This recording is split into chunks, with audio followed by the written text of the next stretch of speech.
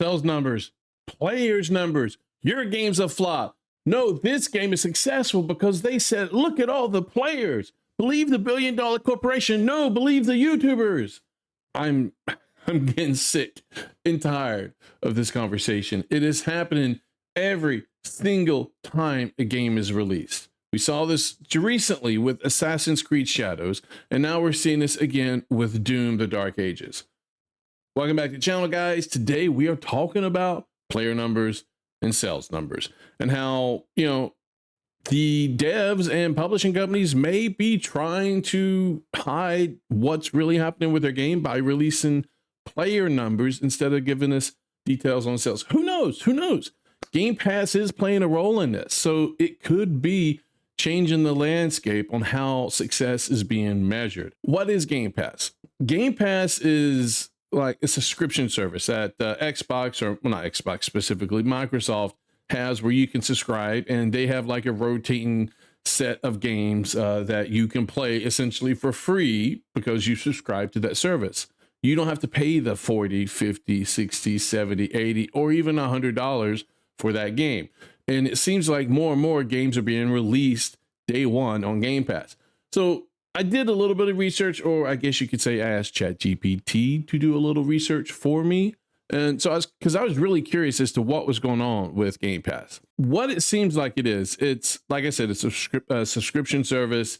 It has rotating library of games. Now, what they're saying is, because I was really curious as to how developers earn revenue from this subscription model. Because to me, I would think a person buying an $80 game will give the developer and the publisher more money up front than they would get from any sort of subscription service that Microsoft puts out there. So it seems like there's a couple of ways that devs earn money for the games by putting their games on Game Pass day one. ChatGPT sourced this from GameSpot. It says there's upfront payments where Microsoft pays a flat fee to developers for adding their game to Game Pass.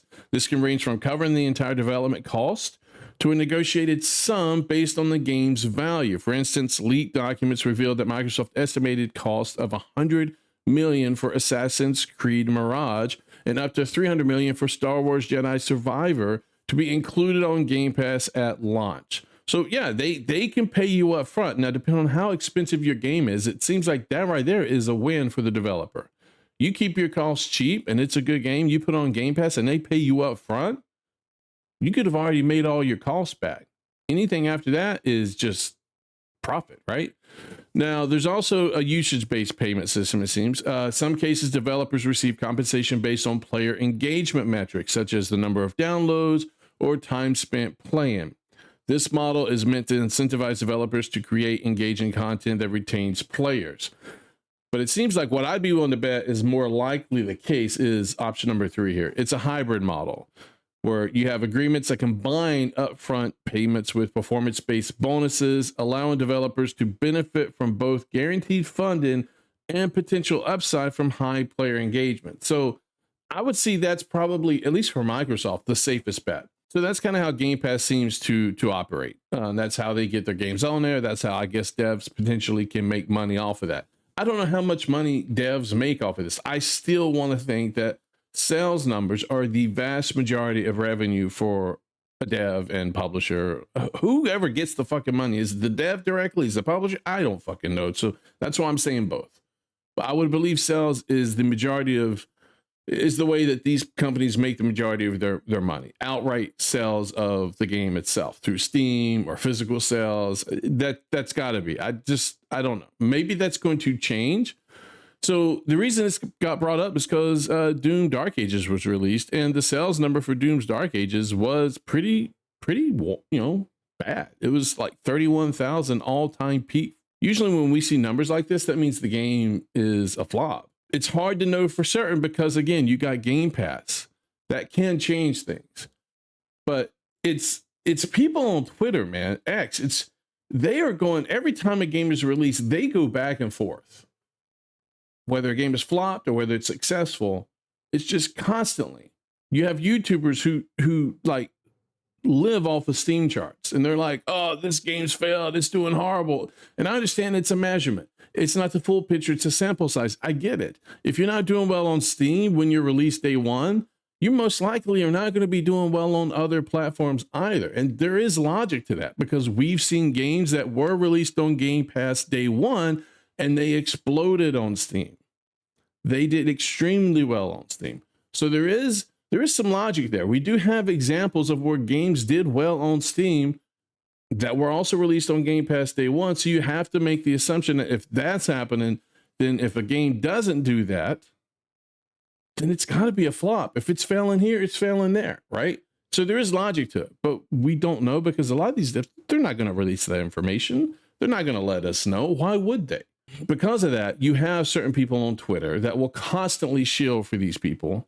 But when I say these people, I mean devs. They will constantly shield for them, not because they love sucking the balls and the teats of the $1 billion corporation. I mean, there are some that do because they like the access that comes with that. But a lot of it seems to be, it's just tribal. It's like they either have beef with these people or they, from a political perspective, they don't like what these people are because they stand for something they don't believe in or agree with. So it's become very tribal. It's if one side says the sky's blue, the other side's going to say it's green, right? Always. So Bethesda put out a post that Mighty Keith quote tweeted. The post originally said, "Thank you for making Doom the Dark Ages the biggest launch in history, 7 times faster to 3 million players than Doom Eternal." So Doom Eternal was not initially released on Game Pass. It was released solely on Steam, and it may have had some other releases with some consoles. I don't know the details. I do know for certain that it was not released on Game Pass day one. So with that large platform automatically putting you on a PC or console via Game Pass, you're going to have access to a lot more players to potentially try your game. It's just, plus a lot of players nowadays, games have gotten so fucking expensive that people will be more willing to subscribe to a platform or subscribe to a service and play your game because they don't have to pay the $80. They can play it for what, $20 a month. Sometimes it's even less than that, depending on what tier you get with Game Pass. So Mighty Keith basically quote tweets this and says, "But Weirdo said Doom the Dark Ages flopped because of Steam count."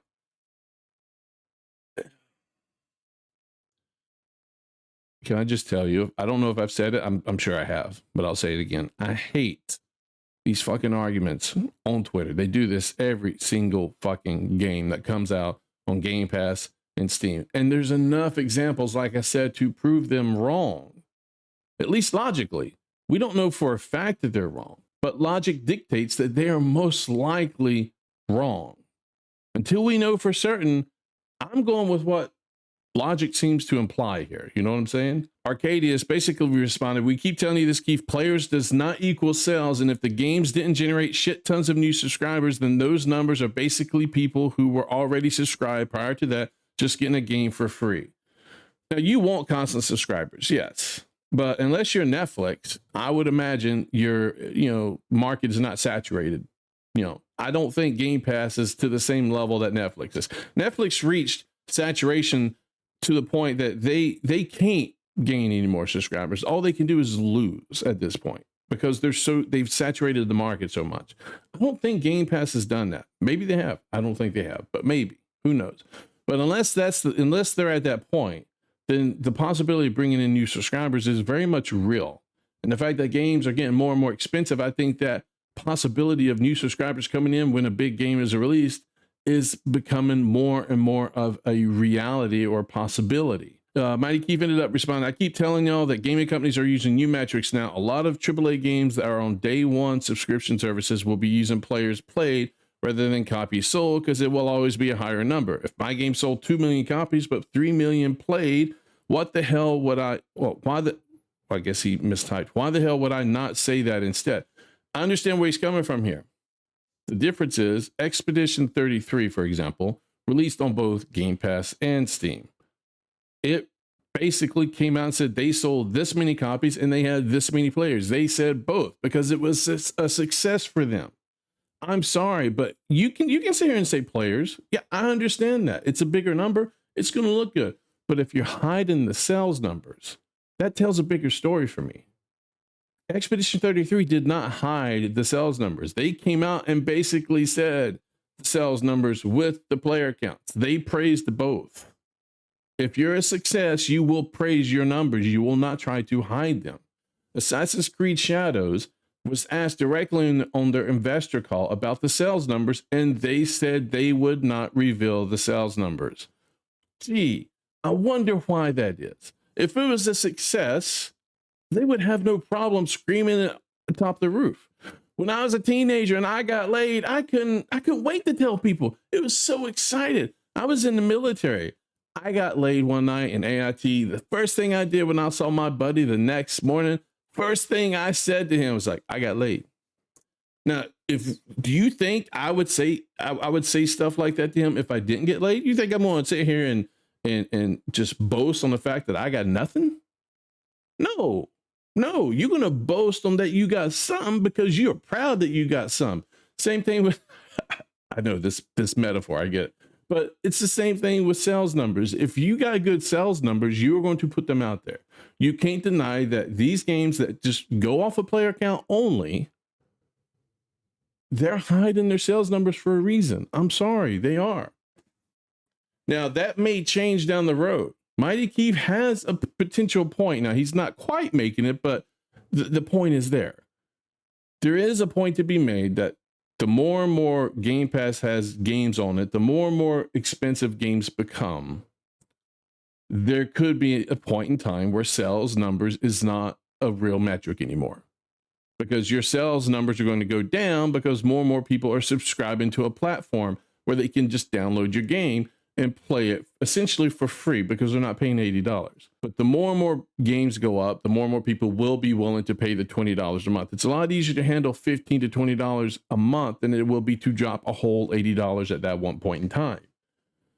So that could be the future of where we're going. We'll see. I don't like it. I much prefer to own my games, but especially as they seem to, in certain games, in certain genres, like to censor or force changes or force devs to do something or not do something.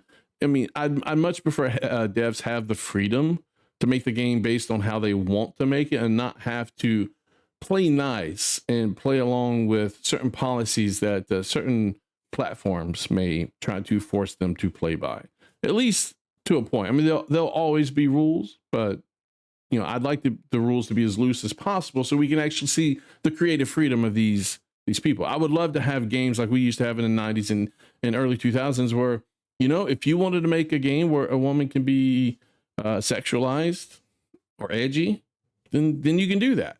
That's why I like Stellar Blade. And the best part about Stellar Blade is it ended up being a good game.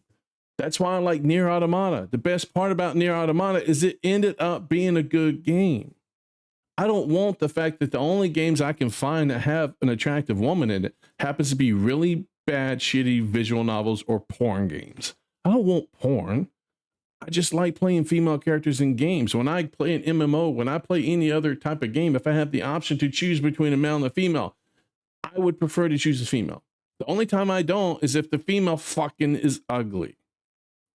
Why would I want to make an ugly woman and walk around with it, right? I don't. I will choose a guy at that point. And I'll make him look more like me or an idealized version of me.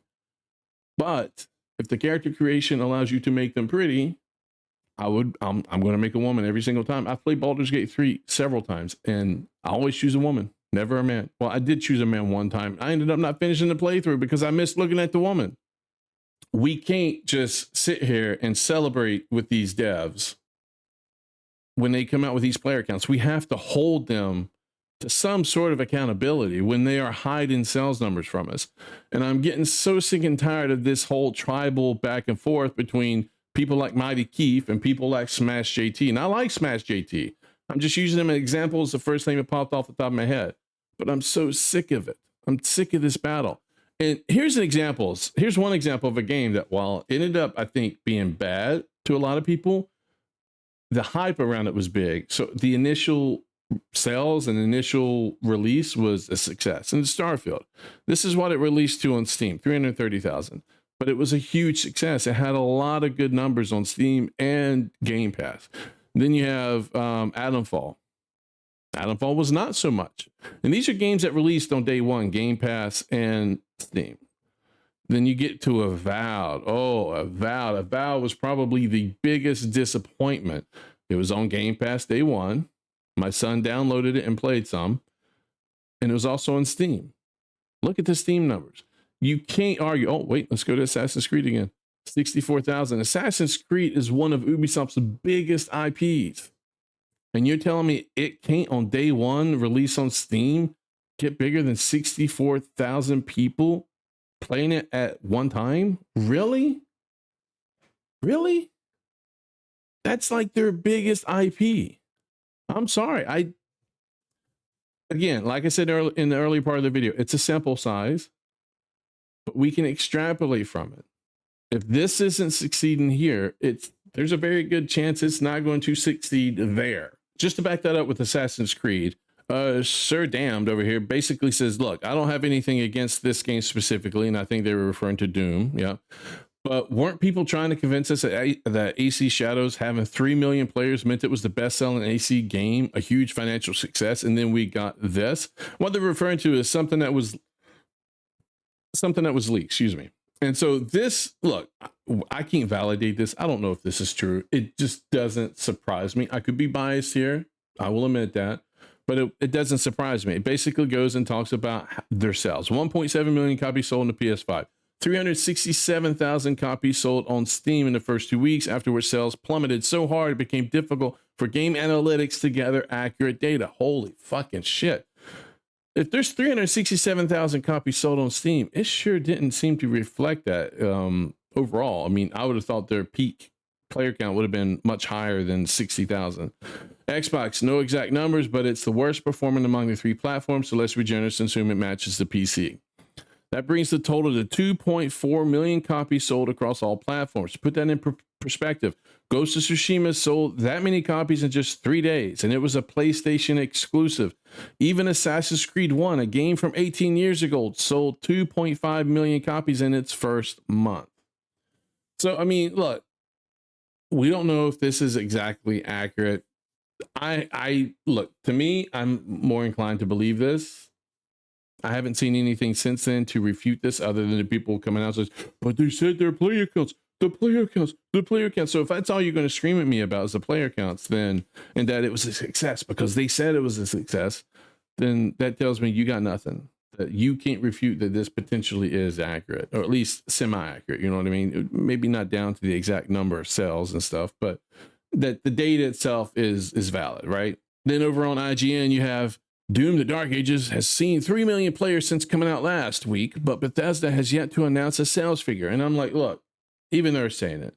Now, what pisses me off about this is they didn't have the same energy for Assassin's Creed. They shield for Assassin's Creed. You can even see here in the comments, where was this energy with Assassin's Creed Shadows? You didn't seem to care when Ubisoft did the exact thing you're complaining about just 2 months ago. A little disingenuous on your part, isn't it? This is why everyone hates gaming journalism now. Sales figures are low, everyone playing on Game Pass. Maybe, again, maybe. But the logic seems to dictate that that's not necessarily the case. We've had games succeed, as I've said previously, that were released on both platforms day one. And the Steam numbers look to be much better on day one releases than this game. I mean, could it happen? Sure. It's a valid possibility, right? It's very possible. I'm just inclined to think that that's not the case. Doom is an original PC game, from my understanding. I played it on the PC many years ago. I don't know if it's been purely a console over the last decade or so. I don't know. I haven't played Doom in a long time. I thought Doom was a classic PC game. And so I would assume you'd have a lot of PC players playing it. That's just my thought. And then Grumps follows that up, basically saying Avowed had, well, he says 4.9, but the clip that he posted says 5.9. So Avowed had 5.9 million players, and it meant nothing. It was a flop, and the game director left and took a position at another company. Now, look, we don't know exactly why that is the case, but that generally implies that the game they just released is a flop, because if it wasn't, they would be releasing, looking at developing and releasing DLC and other things for the game, potentially sequel. But if the game director left, that seems to imply potentially that's a flop. That, the writing's on the wall, that this game director is getting out before they're kicked out, I guess. I don't know. But it doesn't look good. It's not, the optics there are not good. There is no correlation between players and financial success. It's a misleading metric invented by the press and publishers to mask failures and to try to boost sales and interest. And to me, that's the direction I am most leaning right now, because I don't think the market has shifted so much towards Game Pass subscription model that the player count can be anything other than smoke and mirrors. I'm just really getting tired of this discussion. Every game that comes out, it's back and forth between the same group of people every single time. Player count, sales numbers. Player count, sales numbers. The game's a success. No, it was a flop. Look at the Steam charts. No, they're playing on Game Pass. It's just all that bullshit. And it drives me up the wall to the point where I'm about to just, I don't know, start blocking people, start muting certain words if that's even a possibility on X. I don't know.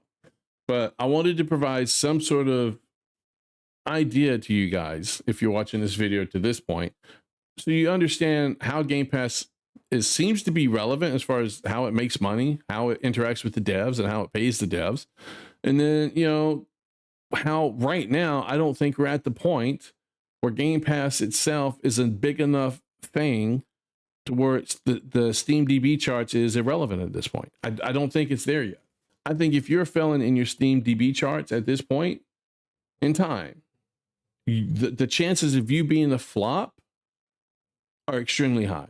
I still think at this point in time, we're in the situation where if you released on Game Pass Day 1 and Steam at the same time, and your Steam charts are bad, then logic seems to dictate that it's going to be bad for you on other platforms, and your game is a flop to some level. Is it a huge flop like Concord level? Obviously, probably not. But the chances of you making your money back or making enough profit off the game, hitting your marks that you wanted to hit, chances of that are probably very low. So anyway, let me know what you guys think down below in the comments. Are you guys tired of this conversation? I see it every single game that gets released lately, and it just drives me at the wall. And it's always the same people going back and forth. And I'm like, holy shit, guys, can we talk about something else? Can we do something else? Because you guys seem to be illogical. You can't stop sucking the teat of these game companies long enough to at least understand the argument that some of these people are making. I'm just saying. Try to at least understand where the other side's coming from, because I don't think they care to. For whatever reason, tribal, they already have beef with these people. Who knows? Anyway, let me know what you think down below in the comments. Subscribe to the channel for more content. If you like the video, hit the thumbs up, and I will see you guys next time. Don't know what I'm doing with my finger. I guess I'm casting a spell.